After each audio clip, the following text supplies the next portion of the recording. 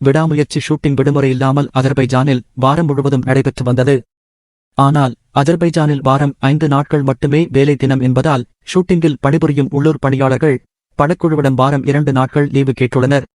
அப்படி கொடுக்க முடியாது என்பதால் 2 வாரங்களுக்கு சேர்த்து மொத்தமாக 4 முதல் 5 நாட்கள் வரை ஷூட்டிங் பிரேக் விடப்பட்டுள்ளதாம். இதனையடுத்து அஜர்பைஜானில் இருந்து துபாய் பறந்த அஜித் அங்கு ஜெனரலாக ஒரு மெடிக்கல் செக்கப் செய்து வருகிறாராம். அதன் பின்னர் அவர் மீண்டும் விடாமுயற்சி படப்பிடிப்பில் கலந்து கொள்வார் என எதிர்பார்க்கப்படுகிறது. மருத்துவமனை ஊழியர்களுடன் அஜித் எடுத்துக்கொண்ட புகைப்படம் இணையத்தில் வைரலாகி வருகிறது.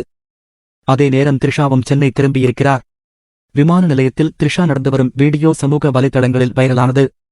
இதுகுறித்து சமீபத்தில் கிடைத்த தகவலின்படி த்ரிஷா மலையாளத்தில் டொவினோ தாமஸுடன் ஐடென்டி என்ற படத்தில் நடிக்க கமிட் ஆகியுள்ளார். அதன் படப்பிடிப்புக்காகவே சென்னை திரும்பியதாகவும் ஜனவரியில் மீண்டும் அஜர்பைஜான் செல்லவிருப்பதாகவும் தகவல்கள் தெரிவிக்கின்றன. விடாமுயற்சி படக்குழுவில் உள்ள அனைவருமே என்ன பண்ணுகிறார்கள் என்று தெரியாத அளவிற்கு வெளியே லீக்காகாமல் ரகசியமாய் மகிழ்திருமேனி படப்பிடிப்பை நடத்தி வருகிறார்.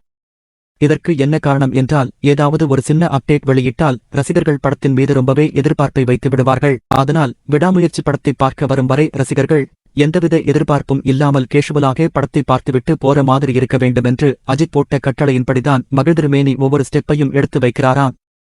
அசுர வேகத்தில் நடைபெற்று வரும் விடாமுயற்சி படத்தின் ஷூட்டிங் பிப்ரவரி மாதத்திற்குள் முடிந்துவிடும் என சொல்லப்படுகிறது. அதேபோல் படமும் மே 1ஆம் தேதி அஜித் பிறந்த நாளில் வெளியாகும் என தகவல்கள் தெரிவிக்கின்றன.